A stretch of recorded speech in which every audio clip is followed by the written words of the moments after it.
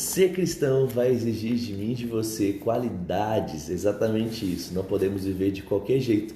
Existem características que Deus espera que nós venhamos manifestar aqui nessa terra como boas pessoas, bons homens e boas mulheres. Para ser luz, nós precisamos agir diferente daqueles que andam e estão em trevas. Bom dia, gente. Sejam mais do que bem-vindos a mais uma manhã, nosso devocional dos escudeiros aqui. Bom dia, Gi, bom dia, Débora, bom dia, Diego, bom dia, pessoal, como é que vocês estão? Bom dia, com alegria, bom dia, bom dia, bom dia, bom dia, escudeiros e escudeiras, fiéis, preparados aí para um dia sobrenatural? Como é que vocês estão? Tenho certeza que sim. Estou aqui fazendo o meu cafezinho. Quem quer café aí? Quem quer café? Estão servidos aí? Ó. Que delícia! Já clica aqui nesse coraçãozinho, já clica aqui nesse aviãozinho. Vamos mandar para o maior número de pessoas, porque hoje nós vamos falar sobre características de um bom cristão. Nós vamos falar sobre coisas, que Deus espera, da nossa vida, coisas que Deus espera que nós venhamos ter como características, sobrando aí, latentes em tudo aquilo que nós fazemos. Afinal de contas, para ser luz, nós precisamos agir diferente. Gente, está frio aí? Meu Deus do céu, eu tô com muito frio. Eu já acordei, hoje a gente dorme com 2 cobertas na cama, porque a Kelly às vezes ela rouba minha coberta. Ela puxa pro lado e eu sou muito calorento, aí eu deixo, às vezes durmo sem. Só que hoje, eu peguei de madrugada assim, falei, nossa, eu preciso me cobrir, tava muito, muito, muito frio. E agora que eu tô com muito frio, desci pra cozinha sem pegar minha blusa. Nossa, tá frio demais. Bora lá então, já colocou generosidade, a Ju já mandou aí, quem mais aí? Vamos ver quem foi o primeiro a mandar generosidade. Foi a Ju, olha aí. Manda pra galera aí, vamos exercer generosidade. Uma das características daqueles que são cristãos, nascidos de novo, a Adri, a Doris, que alegria a gente ter vocês aqui, a Lala, a Silene, a Tatinha, a Alan. Seja mais que bem-vindo aí, gente. Bora lá. Então, hoje eu quero falar um pouquinho com vocês, acordei no meu coração, para falar sobre características que um bom cristão precisa ter na sua vida. Por quê? Nós somos cristãos, nós temos Jesus no nosso coração, nós temos uma série de práticas, nós temos uma forma de conduzir a nossa vida, nós temos regras de conduta, afinal de contas nós somos luz, amém? Quando Jesus ele disse lá em Mateus 5 que nós deveríamos ser luz nesse mundo, ele está falando sobre uma forma de agir que nos diferencia das demais pessoas. Estar aqui nesse mundo, vivendo do mesmo jeito que o mundo vive, não nos torna pessoas diferentes. E quando a gente lê, a carta de Timóteo, a carta de Tito, nós vemos qualificações que muitas vezes são trazidas apenas para um bom ministro, mas nós precisamos lembrar que isso vale, para o cristão, porque a vontade de Deus não é apenas que nós, como ministros, pastores, como pessoas que estão em exercício em algum cargo, vivam uma vida irrepreensível e uma vida correta. A vontade de Deus é que todos nós, como cristãos, venhamos ser ministros da palavra, venhamos ser aqueles que pregam, venhamos ser aqueles que transformam a vida de pessoas através do nosso testemunho, tá bom? E aí eu quero ler com você 1 Timóteo, capítulo de número 3, do versículo de número 1. Ele vai dizer assim, deixa eu dar um golinho de café aqui, servidos aí, cheers,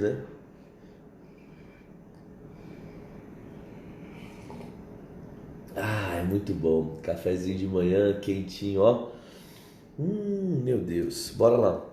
1 Timóteo 3,1, ele diz assim: essa é a afirmação digna de confiança. Se alguém deseja, ser bispo, deseja uma tarefa honrosa. Portanto, o bispo deve ter uma vida irrepreensível. Então vamos lá, vamos começar aqui.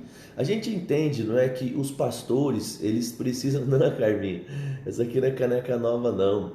Essa daqui é a caneca... Eu já usei ela já. É do Starbucks lá de Washington, Washington DC. Um amigo meu, o Marcos e a Raquel, quando eles moravam em Washington, eles me deram na viagem aos Estados Unidos. Mas essa caneca aqui, ela já tem 3 anos.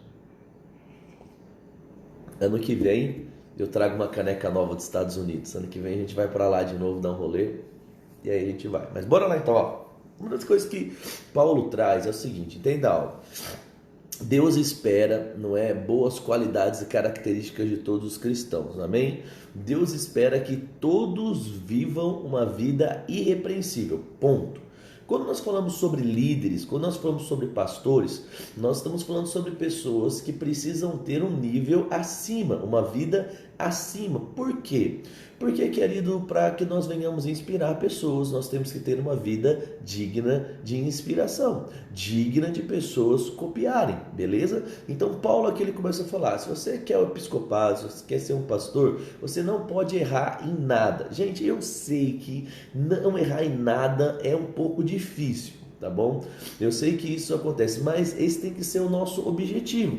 Escreve aqui para mim, ó, meu objetivo é não errar, tá bom? Escreve aqui para mim, meu objetivo é não errar. Bom dia, Maline, bom dia, Mara, bom dia a todo mundo aí. Então, eu sei que ao longo do processo, eu sei que é muito difícil viver uma vida onde a gente não erra em nada, mas esse tem que ser o nosso objetivo. Se eu não tenho como objetivo viver uma vida irrepreensível, eu vou entender que qualquer coisa é aceitável para mim, entende? Ainda que eu não viva uma vida sem errar, não errar é o meu objetivo. Isso aí, a Tereza já colocou aqui, ó. Meu objetivo é não errar. Independente da vida que eu tenho, independente do cargo que eu tenho, a vontade de Deus é que nós venhamos ser luz nesse mundo. A vontade de Deus é que nós venhamos ser pessoas que inspiram outras. Então, nós temos que ter como alvo e objetivo não errar. Pastor, mas eu estou errando. Então, você, todas as vezes que errar, lembra, a Bíblia diz que você tem um advogado. 1 João 2 diz que você pode orar, o sangue de Jesus te lava de todo pecado, mas você se levanta, pede perdão e de novo tem como objetivo não errar, beleza? Nós não podemos virar e falar assim, não é porque eu erro que eu vou deixar o erro ser normal na minha vida. Então qual é o seu objetivo de vida? Acertar em tudo, acertar como filho, como marido, como esposa, como ministro, como funcionário, tudo o que a gente faz, o nosso objetivo é fazer de forma irrepreensível para não errar, beleza? E aí ele continua. Lembra que nós estamos falando, tudo isso vale para o cristão independente do título que ele tem. Quando a gente fala de uma pessoa que tem título na igreja como um líder, como um pastor, aí a gente aumenta um pouco o rigor, a pessoa tem que ser ainda mais exemplo. E aí ele continua, se alguém deseja o episcopado, deseja uma tarefa honrosa, portanto o bispo deve ter uma vida irrepreensível, e ele fala, deve ser marido de uma só mulher, ter autocontrole, viver uma vida sabiamente e ter boa reputação. Então bora lá. Então o que ele está colocando aqui? Fidelidade. Marido de uma só mulher, ele está falando que você não pode ser aquela pessoa que é adúltera, você não pode ser aquela pessoa que tem duas pessoas na bala da agulha, você não pode ser aquela pessoa que tem um relacionamento dentro de casa e um relacionamento extraconjugal. Pode parecer, gente, isso óbvio, mas para muitas pessoas não é. Tem muita gente que acha que só o pastor tem que orar, que só o líder tem que viver uma vida de santidade, mas não. Todo cristão precisa viver uma vida de santidade. A Bíblia diz, sede santo como ele é santo. A Bíblia diz, sede santo em todo o vosso proceder. O objetivo de Deus, querida, a vontade de Deus para com as nossas vidas é que nós venhamos viver em santidade em tudo, inclusive no nosso relacionamento. Como marido e como esposa, nós precisamos aprender a ter os olhos apenas para os nossos cônjuges. E tem muita gente que não tem, sabe? A Bíblia, Jesus, quando ele vai falar sobre adultério, ele diz assim, cuidado com os seus pensamentos. Ele diz, porque um homem que imagina se deitando com outra mulher, ainda que ele não faça, ele já pecou no seu coração, ele já pecou nas suas mentes. Então, quando nós falamos sobre ver pornografia, sobre coisas desse tipo, nós estamos falando sobre algo que é comparado ao adultério. Muitas vezes não um adultério na prática de deitar com outra pessoa, mas um adultério que já invadiu os pensamentos e já invadiu o seu coração. Então aqui a Bíblia está dizendo, marido, ame a sua esposa, em outras palavras. Ele está dizendo, esposa, ame os seus maridos, ao ponto de ser fiel a ele. É isso que ele está dizendo. Então, se você está em uma relação, aprenda que você não pode ter olhos para outras pessoas. É o que eu falo para os adolescentes e para os jovens. A gente não deve ter pressa de entrar em um relacionamento. O pastor Márcio, quando ele dava aula para mim, lá no Carisma, Ele disse assim, né? Ele deu aula sobre caráter e integridade. Meu, que aula fantástica, né? Um homem, né, que ele já tem aí dezenas de anos no ministério sem nenhum escândalo. E aí ele dizia assim pra gente, ele falou assim, ó, quantos solteiros tem aqui, né? E aí eu tava ali solteiro só namorando. Aí ele falou assim, filhinhos, né? Ele sempre fala assim, ele falava, enquanto você está solteiro, abra os seus olhinhos, olhe que os campos estão brancos, olhe as oportunidades, quantos homens de Deus, mulheres de Deus estão ali, abra os olhos, filhinhos. Mas quando você casar, né? Ele fala assim, eu sou horrível imitando, tá bom? Mas tô tentando. Ele fala, feche os seus olhinhos, porque agora você é marido de uma só mulher, você é esposa de um só marido. Feche os olhos e olhe só para aquele que é seu. Ele falava assim, e é isso mesmo. E meu, tá solteiro? Meu, seja amigo de todo mundo. Tá solteiro? Vai comer lanche com todo mundo, converse com todo mundo, mas casou? Meu, casou, acabou, velho. Casou. É como se você tivesse colocado um cabresto aqui, ó, que você não consegue olhar para cá, nem olhar para lá, né? O cavalo coloca o cabresto para quê? Para que ele olhe só para a direção que você está conduzindo ele. Quer viver uma vida bem-sucedida? Aprenda a ser fiel ao seu marido e à sua esposa. Ah, pastor, mas eu não consigo. Tem que conseguir. Você é crente, você é uma nova criação, você domina a sua carne. Então, esse é um pré-requisito para nós vivermos uma vida que agrada a Deus. E aí ele vai dizer ainda, ele fala assim, autocontrole. Escreve aqui para mim, eu tenho autocontrole. Escreve aqui embaixo para mim, fala para você, se você puder, bate no peito aí e fala assim, eu tenho autocontrole. Fala, eu tenho autocontrole. Gente, é muito difícil isso. Eu sei, eu estou falando para você, eu sei que dominar a nossa carne é algo muito difícil. O que é ter autocontrole? É estar no controle das decisões da sua vida. É saber decidir o correto, mesmo querendo fazer o errado. É isso que é ter autocontrole. Né? Ter o autocontrole vai fazer com que no momento onde o seu filho está ali, e ele está se jogando no supermercado, você quer largar ele e ir embora para sua casa, deixar alguém criar, né? Mais ou menos isso. Né? Ter autocontrole é quando você está com vontade, não é, de gastar mais do que você deveria no shopping, no supermercado, e você não gasta, sabe? Ter autocontrole é você estar no domínio da sua vida, é você fazer o que você precisa e não o que você quer. É você vai lá e sua carne está dizendo, faça isso, sua carne está dizendo, erre nisso, mas você tem autocontrole, você tem domínio sobre toda a situação. E aí você vai lá e quer xingar, quer brigar, quer escrever um monte de coisa na internet, mas você consegue respirar fundo. E aí você fala assim, não, eu tô com vontade, a minha carne está gritando nisso, mas eu vou fazer diferente. Se nós queremos ser bem-sucedidos, nós precisamos aprender a estar no controle. Isso mesmo, eu tenho autocontrole. E ele vai dizer mais ainda. Ele vai dizer, precisa viver de forma sábia. O que é viver de forma sábia? É aplicar o conhecimento. Não é uma pessoa sábia, é aquela que conhece as coisas, mas mais do que isso, ela pratica no dia a dia tudo aquilo que ela sabe. Não é uma pessoa que é tola, ela toma decisões erradas. Uma pessoa que é tola, ela é levada pelas emoções e constantemente ela precisa ficar pedindo desculpa, ela precisa ficar consertando o caco, ela precisa ficar, não é, voltando atrás para consertar problemas, porque ela não agiu sabiamente. Né? O sábio, ele ouve conselho, o sábio, ele pratica a palavra, o sábio, ele anda e ele é guiado pelo Espírito. Então olha que coisa interessante, isso aqui a gente está vendo, né? Não precisa ir longe, que todo cristão precisa ter.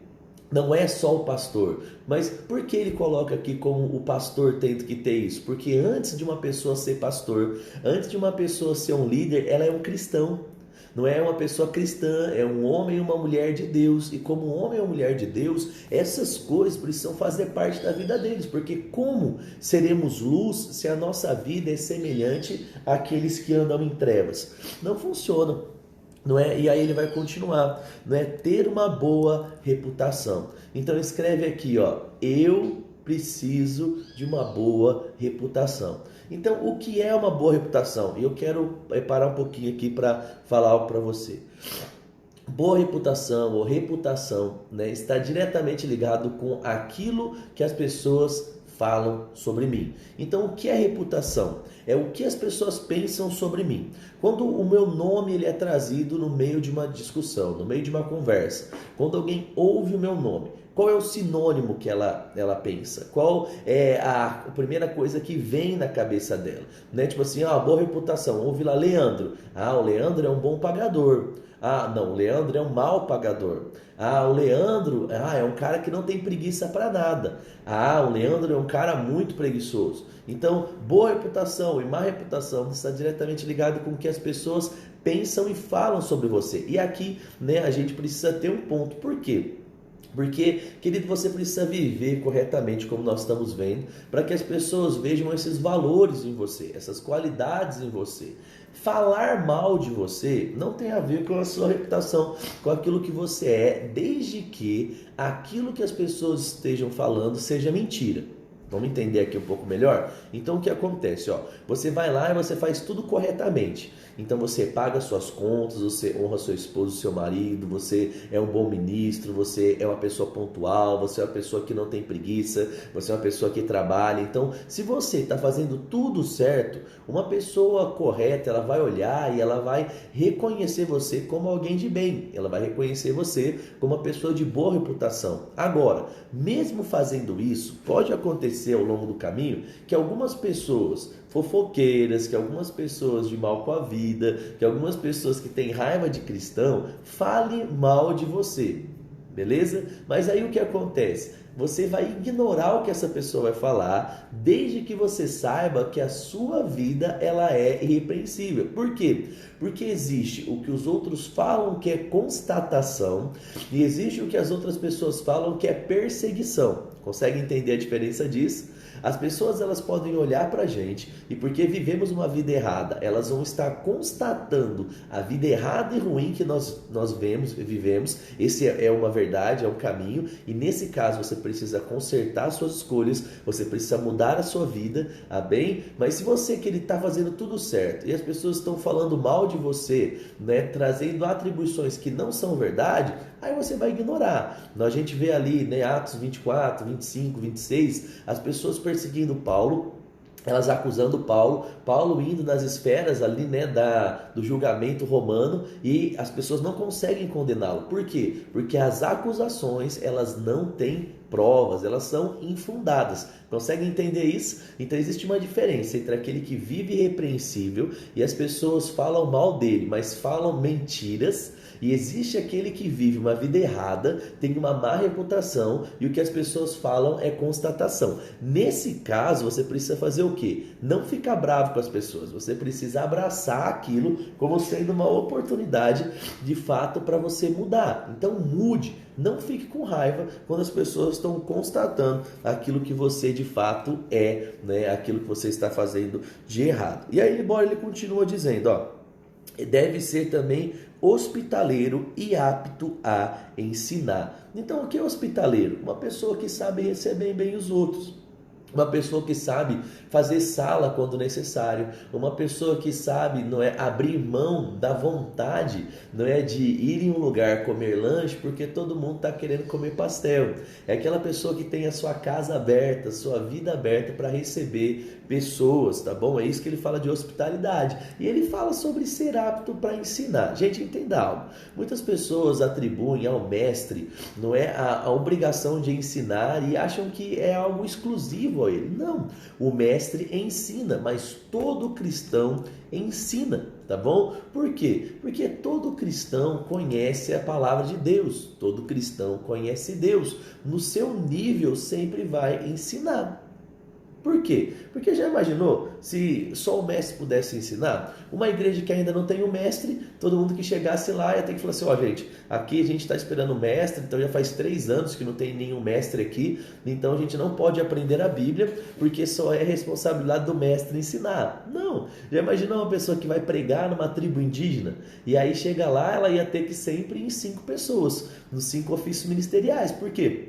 Porque se não fosse o mestre, não poderia ensinar. Se não tivesse o evangelista, não poderia evangelizar ou fluir nos dons de poder. Se não tivesse o apóstolo, não poderia fundar a igreja, treinar os dons ministeriais. Se não tivesse o pastor, não ia ter ninguém para pastorear e o profeta ninguém para fluir aí nos dons de revelação e também no ofício, não é, do profeta e no dom de profecia de forma mais abundante. Não é assim. O missionário pode fazer tudo. Por quê? Porque antes de ser um missionário, antes de ser alguém que vai, ele é um cristão. Então, como cristão, você precisa ler a Bíblia.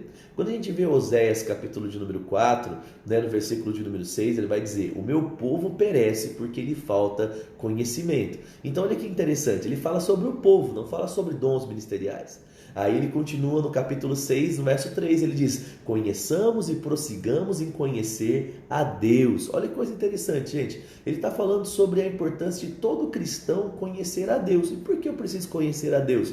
Porque eu preciso ensinar, e eu só posso ensinar daquilo que eu conheço. Você pode escrever aqui embaixo para mim, coloca assim, ó: eu só posso ensinar aquilo que eu conheço. Então, eu só posso ensinar aquilo que eu conheço, tá bom? E aí, deixa eu beber um pouquinho mais do meu café aqui antes que ele esfrie. Nossa, é muito bom. Se você gosta de café, tem uma sériezinha da Três Corações que é muito bom, né? Tem os pós normais, daí tem uma série clássicos, se eu não me engano, que aí tem do Espírito Santo, tem tudo mais, e aí tem uma outra série que é R$2 mais caro só, né? Eu que tomo aqui sozinho em casa, que é uma série especial da especial, né? Um saco dourado. Depois eu mostro para vocês na próxima live. É um café colombiano. Nossa, que delícia, que delícia. Eu que tomo sem açúcar, eu gosto de tomar ele um pouquinho mais fraco, né? Que é como café tem que ser tomado, né? Ele é um pouquinho mais fraco, não aquele café levanta defunto, né? E aí você consegue sentir os toques, o sabor, o aroma. Eu sei que parece que é meio baitolagem, mas é bom, vai na minha aí que isso é bom. Bora lá então, ó. 1 Timóteo 3, né? Ele vai dizer assim agora, ó, presta atenção, ó, verso 3: não deve beber vinho em excesso, nem ser violento. Então, gente, para aqui e presta atenção em algo que eu vou falar com você. Eu sei que quando a gente lê a Bíblia, eu sei que já caiu essa doutrina aí por terra, e a Bíblia não condena beber vinho, né? A Bíblia condena beber vinho em excesso. A Bíblia condena, de fato, você, né, chapar o coco. É isso que a Bíblia condena. Ponto. Não tem como ninguém falar diferente disso. Mas aqui eu gosto sempre de trazer um ponto com você. Se nós estamos vendo aqui a importância de sermos diferentes em tudo, a importância de fato fazermos boas escolhas, eu entendo que existem coisas que não são bem vistas pelos nossos irmãos, e se não são bem vistas, nós precisamos estar pronto para abdicar dessas coisas. O apóstolo Paulo mesmo, ele fala que se algo faz o seu irmão tropeçar, né, você não deve fazer, não porque é pecado para você, mas porque se tornou pecado para o outro. Então, exemplo, se você vai num churrasco e você tem uma pessoa da Adventista que vai estar nesse churrasco, você não vai comer carne de porco nesse churrasco, né? Você não vai comer a linguiça lá. Por quê? Porque você sabe que isso vai escandalizar o seu irmão. Você, naquele momento, ainda que seja lícito comer a linguiça, ainda que seja lícito comer a carne de porco, naquele churrasco você vai se abster disso. Para quê? Para que você não venha escandalizar o seu irmão. Porque uma vez que você escandaliza o seu irmão, você transforma tudo isso em algo que é lícito em algo errado. Quando a gente fala sobre vinho, imagine que você está lá e você tem o hábito de beber uma tacinha de vinho por semana na sua casa, né? E ali só de boa. Só que você tem a garrafa de vinho dentro da sua geladeira. E aí uma pessoa chega lá, o irmão da igreja, está recém-convertido, ele chega, ele abre a sua igreja para pegar um copo d'água, e aí lá tem uma garrafa de vinho. E eu estou contando para você a minha história. Aconteceu isso comigo, eu ainda adolescente, cheguei na casa do irmão da igreja, e quando eu abri para pegar água, eu vi lá e tinha garrafão de vinho aberto. Eu fiquei escandalizado. Eu fiquei escandalizado porque na minha concepção, né, tomar vinho estava ligado com pessoas que não frequentavam a igreja. E aquilo ali para mim foi um choque. Então olha que coisa doida. Então pode, pela Bíblia, nem ser algo errado tomar aquela taça. mas em alguns momentos pode se tornar errado, dependendo da pessoa, não é, que se depara diante dessa situação. Então, qual a minha orientação? Tudo que nós pudermos fazer, não é, para zerar toda aparência de erro ou algo desse tipo, eu te incentivo a fazer. Pastor, biblicamente é pecado? Não, mas quer um bom conselho? Se abstenha de tudo que você pode, sabe? Se você pode se abster do vinho ao ponto de não tomar, se abstenha, né? Se você pode se abster da tatuagem ao ponto de não fazer, para você alcançar o evangelho, não é, pregar a todas as pessoas, também se abstenha. Não tem um versículo que fala assim, não faça tatuagem. A gente mais do que já está, né, careca de saber que o texto que fala sobre marcas no corpo do Velho Testamento está falando sobre mutilações. Os profetas de Baal e adoradores de outros deuses, né, rasgavam os próprios corpos, não é, mutilando, fazendo marcas em adoração aos deuses. Então não é sobre ser pecado, é sobre o quanto eu estou disposto a viver uma vida irrepreensível. Percebe que ele começa a dizer irrepreensível, não é? Não ter nada a ser repreendido, não ter nada a ser corrigido. Então é pecado? Não, mas o grande X é qual ponto, né, você está disposto a abdicar de coisas para viver uma vida plena. Se você chegar aqui em casa, qualquer um pode abrir a geladeira, procurar água e ele não vai ter nenhum tipo de escândalo, ele não vai ter nenhum tipo de cervejinha sem álcool, nenhum tipo de garrafa de vinho aberto. Por quê? Porque eu entendo que se eu posso abdicar dessas coisas, eu vou abdicar. Entendeu? Tudo tem a ver com o nível de vida que você está querendo viver. Então, eu não vou condenar quem faz, mas eu sei que existe uma vida sobremodo excelente que pode ser vivida, tá bom? Bora lá, como é que oração? 7h55, ainda dá pra gente avançar mais. Bora lá, ó. E ele diz assim, ó, nem ser violento, tá bom? Então, escreve comigo aí, coloca assim, ó, eu não sou violento. Escreve aí. Gente, não ser violento vale para todas as coisas, tá bom? Tem gente que acha que, né, ser violento é não bater, né, não ser violento é não bater no marido e não bater na esposa. Mas não é só isso. Violência não é só isso. Violência, ela pode ser manifesta por palavras. Violência, ela pode ser manifesta no futebol. Ela pode ser manifesta em tudo quanto é área da nossa vida, né? Então, uma pessoa que vai lá e ela joga futebol e ela briga com todo mundo, ela entra dando carrinho para machucar e tudo mais, essa pessoa ela já está errando em duas coisas. Primeiro, que ela não está tendo autocontrole, e segundo, que ela está sendo violenta. Então, quando a Bíblia fala sobre não ser violenta, ele fala sobre em todas as áreas da nossa vida nós temos o autocontrole e não agimos de uma forma errada. Então, não ser violento nas suas palavras, na forma que você vai falar, brigar, no trânsito. Tem gente que leva uma fechada e chega lá e já quer dar outra fechada, né? Tem gente que alguém fala uma coisa, quer falar mais alto, quer brigar mais forte. Então toda essa lista, não é, aqui vai fazer com que nós venhamos ser aprovados. E uma das coisas que nos torna aprovados é agir com autocontrole e não ter violência. Então, se essas coisas já são erradas, muito mais bater, né? Um marido cristão nunca levanta a mão para sua esposa, e uma esposa nunca levanta a mão para o seu marido. Filhos nunca levantam as mãos para os seus pais. Por quê? Porque isso é característica, não é? Quem faz isso de forma errada é um não cristão, tá bom? E é repreendido. Eu sempre falo para as pessoas, quando tem um problema no casamento, a pessoa fala, pastor, estou tendo um problema. A primeira coisa que eu pergunto, seu marido te bateu, sua esposa te bateu, né? Porque quando acontece esse tipo, eu falo, sai de casa, não é, pede separação, não é, porque ninguém merece ficar como um boneco apanhando do marido e da esposa, porque a gente sabe, né, que esse tipo de agressão pode levar até a um homicídio, pode levar até a morte, tá bom? Então, se isso ele é inaceitável para um ímpio, não é, também e muito mais é inaceitável para um cristão, tá bom? Então, não seja violento nas palavras, não seja violento nas atitudes, não seja violento em nada, né? Eu lembro de uma vez um acampamento que, né, no meio da pregação tem um cachorrinho que estava perto, né? E aí o líder foi lá e deu um bicudo no cachorro. Não tem noção, né? Aquilo lá, eu fiquei escandalizado, porque eu falei, caramba, se o cara trata um cachorro assim, né? Como que o cara trata os filhos? Como é que o cara trata as demais pessoas, né? Então, vamos ser qualificados em tudo, irrepreensíveis. Bom dia, Amanda, bom dia, pessoal que chegou aí agora de pouco, Bom dia aí todo mundo que está participando com a gente aí. E aí, bora lá então. E ele diz assim, ó, antes deve ser amável. Escreve aí, eu sou amável. Bate no peito e fala para você. Fala assim, eu sou amável, eu sou amável, eu sou amável. Né? Então, esse eu sou amável tem duas coisas aqui. Primeiro, ser amável na ideia de ser uma pessoa fácil de amar. Né? Então a sua vida ela é conduzida de um jeito que você facilita, não é, as pessoas te amarem, porque eu falo para você, tem gente que é fácil de amar, mas tem gente que é difícil de amar, hein? Meu Deus, tem gente que fala pra você, é carne de pescoço. A gente fala assim, tem gente que é embaçadaço, porque fala mal, e é rude, é grosseira, né?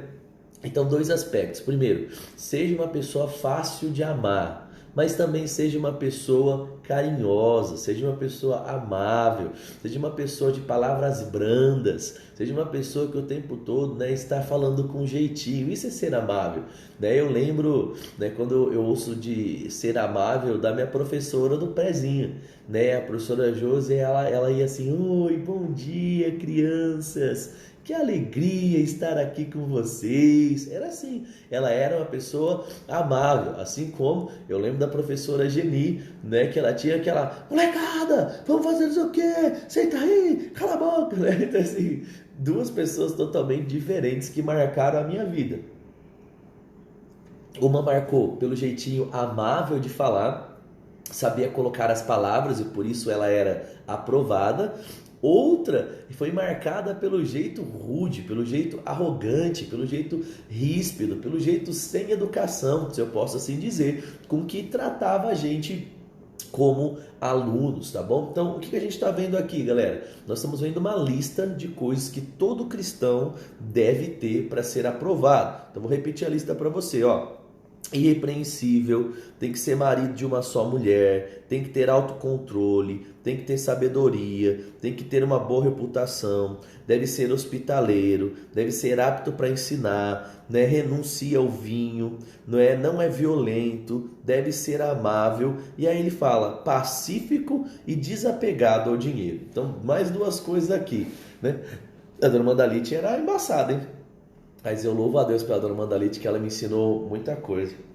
A dona Mandalite era fera mesmo, brava, mas quem fazia certo ela era amável, era doida, ela era uma pessoa bem equilibrada dentro da sala de aula, me ensinou muita coisa. Eu acho que a dona Mandalite já está com o Senhor. Eu lembro que o Fausto morreu, eu não sei. Quem sabe a dona Mandalite está viva? Quem sabe aí, escreve aí para mim aí, né? Tá viva ou já foi? Ela ensinou muita gente, né? E bora lá. Então olha aqui, ó. Então ele fala assim, ó, amável e pacífico, né? O que é pacífico? Não é uma pessoa branda, não é uma pessoa de paz, né? Uma pessoa paz e amor, uma pessoa que em todos os ambientes onde ela está, ela não isqueira, ela não provoca as coisas, muito pelo contrário, não é? Ela acalma as coisas, ela chega em um ambiente onde existem problemas e ela é aquela que apazigua, não é? Ela é pacificadora. E aqui a gente fala sobre outra coisa, desapegado do dinheiro, não é? Coloca aí, coloca assim, ó, eu sou desapegado ao dinheiro. Sete Suco, esse nome não é estranho, sabia? Sete Suco não é estranho. É professora do quê? Então olha lá, Sete Suco, já ouvi falar dessa mulher, desse sobrenome, Sete Suco é o nome. Mas bora lá, então ó, desapegado ao dinheiro, tá bom? Por quê? Porque, gente, Paulo, né, mesmo vai dizer que o amor ao dinheiro é a raiz de todos os males. Quando a gente vê no Novo Testamento, é necessário um desapego. Por quê? Porque a gente semeia segundo está disposto no nosso coração. No Velho Testamento, para mim, eu vejo o povo muito desapegado, né? Por duas vezes a gente percebe, tanto Moisés, depois Davi, tendo que falar para o povo parar de levar a oferta para a construção, primeiro do tabernáculo e depois do templo, não é porque eles tinham levado tanta coisa, né? Davi chega no ponto que fala que tinha madeira que não dava para contar, não é? Cocô japonês que jogava pagador, vixe, Isso daí eu não conheço não, mas né, hoje, se ela fizesse isso, ela ia presa. Que a galerinha aí, a minoria, os maconheiros, ia estar denunciando ela. Galerinha aí tá complicado, misericórdia. Tem que orar pelos adolescentes dos dias de hoje aí, porque a galera só quer fumar narguilé, dançar funk, né? E dizer que eu sou discriminado. Mais ou menos esse é o discurso da geração de hoje, né? Mas bora lá. Então, nós precisamos ter um desapego. Por quê? Porque o mundo hoje, gente, só quer saber de dinheiro. O mundo hoje, tanto que você vê, ó, quer ganhar dinheiro? Fala pra você. Se você dominar o mínimo de finanças, grava um cursinho aí, coloca aí na Hotmart ou alguma plataforma, na eBuzz, na Udemy. Se você souber o mínimo de educação financeira, grava um cursinho lá, sai vendendo e você vai ganhar dinheiro, vai fazer dinheiro. Por quê? Porque, gente, é o assunto hypado. Hoje, né, todo mundo aí vendendo curso sobre educação financeira, vídeo sobre educação financeira. A galera aí fez o primeiro investimento antes de ontem, já tem vídeo ensinando a fazer investimento. Infelizmente, tá assim, né? Tem muita gente aí que está cuspindo informação, alguns falando por autoridade, outros falando sem autoridade. Por quê? Porque todo mundo tá, a conta é quanto eu preciso investir por mês para ter o meu primeiro milhão. Não é? Puxa, legal que as pessoas estão acordando para educação financeira. Legal, porque estão acordando para educação financeira. Mas o mundo está virando um mundo cada vez mais egoísta, né? Você percebe que as pessoas, né, cada vez dão menos presente, cada vez investem menos na vida do outro, menos abençoam o outro. Por quê? Porque tudo preciso reinvestir, preciso fazer aquilo e tudo mais. E nós, como cristãos, precisamos entender que tem que ter um desapego. Não é? Você vai trabalhar, você vai ter os seus sonhos, você vai ter as suas aspirações, você vai pensar a longo prazo, isso é muito importante. Você que não é CLT, você que não recolhe, não é lá para o governo, não vai ter, né, uma aposentadoria, não é pelo governo. Então você vai pensar, puxa, o que eu preciso para ter uma renda passiva, ao ponto de servir, né, como minha aposentadoria no futuro. Então eu preciso ter investimentos, eu preciso ter uma previdência, eu preciso ter... aí você faz o que você quiser, cada um, né, é senhor das suas finanças. Então é importante? Mas nós não podemos ter apego, porque tem gente que tudo é o carro, tudo é a casa, tudo é a roupa, tudo é o melhor telefone, tudo. Não, a gente precisa ter um desapego. Por quê? Porque o nosso maior apego, nosso maior apreço está com vidas, está com pessoas, tá bom? E aí ele continua: deve liderar bem a própria família e ter filhos que respeitem e obedeçam. Então olha uma coisa legal, né? E aqui a gente fala que o rigor para isso, para os líderes e pastores, é muito maior. Por quê? Se eu não consigo construir um bom casamento, eu não vou conseguir consertar o casamento dos outros, não é? Então Paulo já coloca aqui: se você não sabe cuidar do seu filho, como você vai ajudar a cuidar dos filhos dos outros? Então ele coloca sobre a importância, né, do ministro ou do cristão, ele servir dentro da igreja, mas ele também cuidar dos seus, cuidar da sua casa. Muito se diz sobre o primeiro ministério ser a nossa família. O primeiro ministério não é ser aqueles que estão próximos a gente. Para quê? Para que uma vez aprovado nisso, nós possamos também tocar a vida de outras pessoas. Então, cuide da sua esposa, do seu marido, dos seus filhos. Pratique as verdades dentro da sua casa, para que depois você possa praticar dentro da igreja. A igreja, gente, é a extensão daquilo que nós somos. A igreja é a extensão da nossa casa, a extensão da nossa vida. Eu lembro de uma vez, e eu sou um rebatedor, desculpa aí que meu nariz está zoadão por causa desse clima aí. Ontem fui andar de bicicleta à noite, sozinho no mato. Nossa, tava um frio, misericórdia, meu nariz ficou escorrendo. E aí, eu lembro de uma pessoa que chegou pra gente e outro dia virou e falou assim: seguinte, né? Eu tô com a vida estragada fora, tô devendo para todo mundo fora aqui, da minha empresa, do meu não sei o que, mas é o seguinte, espiritualmente eu tô aprovado, porque eu só tô com um problema lá na questão fora da igreja. Mas eu nunca errei aqui dentro da igreja, eu nunca fiz isso dentro da igreja, eu nunca não sei o que. Então a vida espiritual minha e da minha família tá ok. Nós estamos sendo provados lá fora, mas aqui não. Eu olhei assim, eu falei, tá. Eu falei, então a gente tem o quê? 3 vidas, 4 vidas, a gente tem 2 vidas. Não, meu, deixa eu falar uma coisa pra você. Se você tá reprovado fora da igreja, a gente já viu aqui, se você não tem um bom nome, né? Se você é repreensível, acabou para você, meu irmão. Vai sentar, sai da escala, fica no banco ali, chega pro seu pastor e fala: pastor, eu não estou merecendo, não posso, né, dirigir louvor, eu não posso pregar, por quê? Porque a pessoa vai me ver pregando, dirigindo louvor, vai me ver dando aula para as crianças, vai me ver fazendo, e vai lá fora encontrar comigo, e vai ver que a minha vida está toda esculhambada lá fora, eu não posso, seja homem ao ponto de fazer isso, sabe? Seja, não é uma pessoa valorosa, ainda que negligencie alguns princípios, mas valorize e mantenha alguns outros, né? E de fato fala: não, eu tô com um nome zoado, eu não tô, né, com uma boa fama lá fora, eu não tô, né, fazendo aquilo que eu preciso fazer, eu tô reprovado lá fora, então a minha vida tá reprovada. Gente, não existe essa: meu braço tá reprovado, minha perna tá aprovada. Lógico que não. Você precisa ser uma pessoa só. Se você tá reprovada fora da igreja, você também tá reprovada dentro da igreja. Eu sei que é um assunto delicado para falar,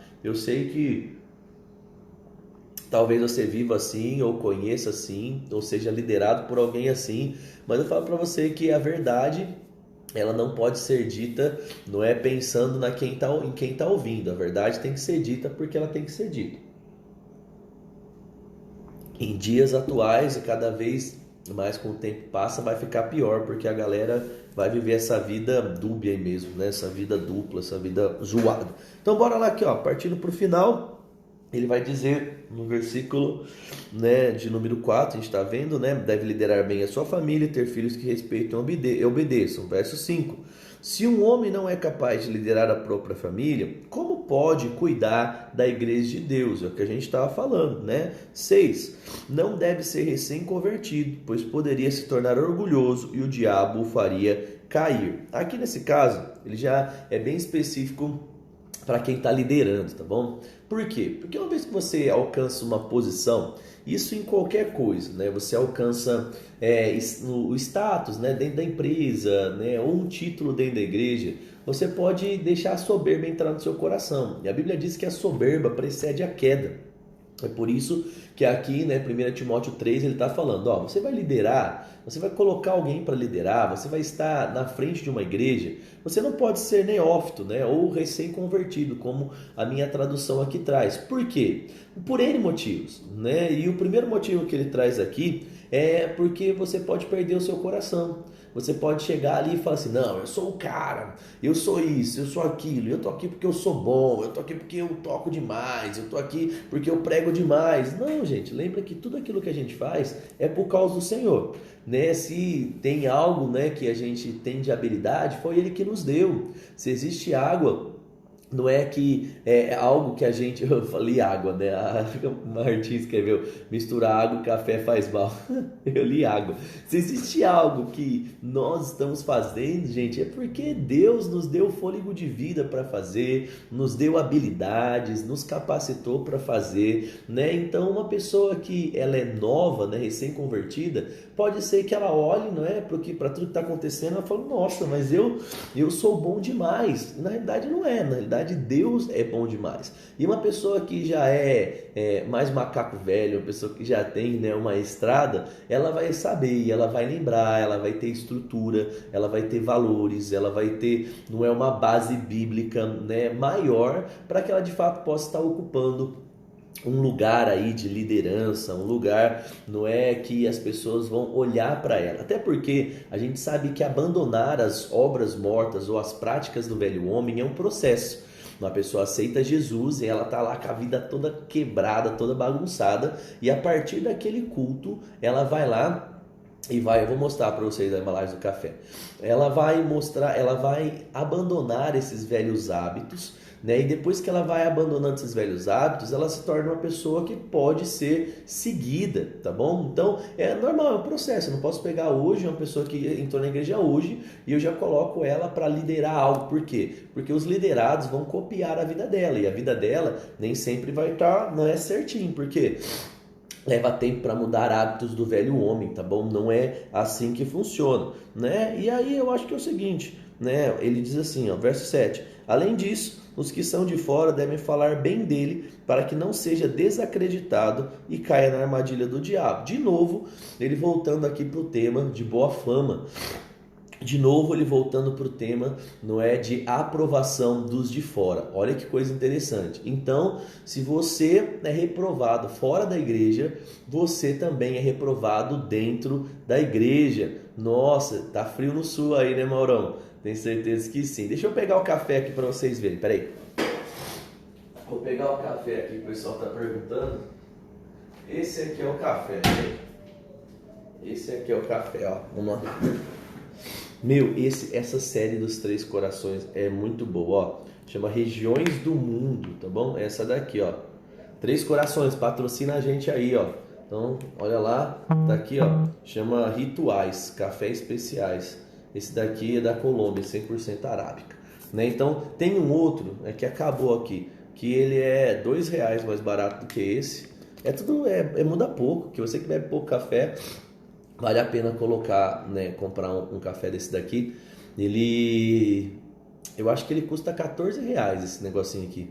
Eu acho que o normal custa 8, né, o 9, aí depois tem uma série Regiões do Brasil, que eu acho que custa 12, e aí depois tem essa série aqui, né, que custa, eu acho que 14, que é muito boa. É um café colombiano mesmo, é um café muito bom. É isso, Colômbia, é muito bom. Pega esse que você vai gostar demais, tá bom? Amém, gente? Então a gente viu aqui, vamos lá, só para a gente finalizar aqui, vamos falar todas as características, não é, que um cristão aprovado ele tem. Então bora lá, ó. Ele tem que ser honroso, ele tem que ter uma vida irrepreensível, marido de uma só mulher, autocontrole, ser sábio, boa reputação, hospitaleiro, apto para ensinar, não beber vinho, né? Não ser violento, ser amável, ser pacífico, ser desapegado do dinheiro, liderar bem a família, não é? Ele também precisa ser aprovado, né, pelos de fora, e ele não pode ser novo convertido. Então, se você de fato trazer essas características para a sua vida, lembra, todo cristão precisa ter isso. Se você lidera, você precisa ter isso em uma intensidade ainda maior, tá bom? Às vezes a gente olha e fala, não, é só requisitos para quem lidera e pastoreia. Não, gente, todo cristão precisa ter essas características na sua vida. Por quê? Porque crente anda em santidade, crente vive uma vida que agrada a Deus, tá bom? Então, se você, né, fizer isso e viver dessa forma, eu tenho certeza que você vai ser muito, mas muito, muito, muito abençoado. Com certeza tem em Brasília, viu, Tatinho? Tenho certeza que tem aí. Esse daqui vende no Brasil inteiro, né? Três Corações é conhecido demais. Vamos orar? Tem sim, Martinha, só ir no mercado que tem sim. Petrolina, a galera é cheia do dinheiro, com certeza tem essas séries aí mais diferenciadas. Se não, né, toma um café normal aí dos Três Corações, é bom, café forte é bom, tem vários cafés que são bons aí. Vamos orar? Pai, eu quero te agradecer pela sua fidelidade, obrigado porque até aqui o Senhor tem nos ajudado. Eu declaro mesmo, Pai, graça e favor se manifestando sobre as nossas vidas, para que nós venhamos ser, Pai, aprovados em tudo. Não queremos, Pai, viver de qualquer jeito. Eu oro para que cada escudeira fiel, que tem guardado a palavra, se exposto à palavra aqui comigo todas as manhãs, que eles possam, Pai, de fato, desfrutar de uma vida acima da média, que eles possam viver relacionamentos acima da média, que eles possam, Pai, provar do melhor do Senhor nessa terra. Eu te agradeço pela sua fidelidade, eu te agradeço pelo seu amor, que nos toque, nos ensina, Pai, todas as manhãs, para que nós possamos abandonar velhos hábitos e trazer novos hábitos, Pai, aqui para essa terra. Eu te agradeço e que amanhã nós possamos estar juntos, crescendo um pouquinho mais dentro daquilo que o Senhor tem. No nome de Jesus eu oro e já te agradeço por tudo. Amém. Amém? Ó, lembre que você tem que fazer algo comigo. Vou deixar salva a live lá, você precisa compartilhar nos seus stories para o pessoal ver. Então compartilha lá e fala, galera, 7h27, todo dia, de segunda a sexta, a gente está junto aqui para edificar a sua vida, para puxar a sua orelha, né, para te ajudar a ser uma pessoa cada vez melhor, tá bom? Então ele colocou Porto Alegre. Esse ano não saiu Porto Alegre, esse ano eu vou viajar uma vez só, eu vou para Campina Grande, né, para dar aula, mas a gente pode combinar um evento aí com o Paulinho Cassinaro, ver se a gente faz um evento sobre relacionamentos. Vai ser um prazer, né, viajar e estar aí com vocês. Esse ano eu ia para alguns lugares aí com essa mudança louca da pandemia, aí acabou cancelando, né? Era para eu dar aula em Floripa, era para eu dar aula em outros lugares e aí a gente precisou cancelar por causa das restrições aqui do estado. Tá bom, gente? Amo vocês, acompanhe nas redes sociais. Se você não está acompanhando, lembra, Bíblia 1 ano, todo dia, não é agora, 8h15, já sai lá no YouTube, né, o vídeo para você. Nós estamos no dia 135, se eu não me engano, né, lendo a Bíblia juntos, aí dura ali de 15, 17, 20 minutos essa leitura, e se você acompanhar lá, você vai ler a Bíblia inteira ao longo de um ano, tá bom? Você que é novo aqui e ainda não leu meu livro, corre lá, www.pastorleandromachado.com.br, tá disponível lá tanto no livro Sexo Sem Vergonha, quanto o livro também Namoro Fast Food, tá bom? Você pode adquirir os dois aí, ser grandemente abençoado por um precinho, ó, pequenininho, né? Deus abençoe sua vida, gente. Espero vocês amanhã aqui, 7h27. Convida alguém para estar aqui com a gente amanhã, tá bom? Um grande abraço, fique com Deus. Tchau, tchau.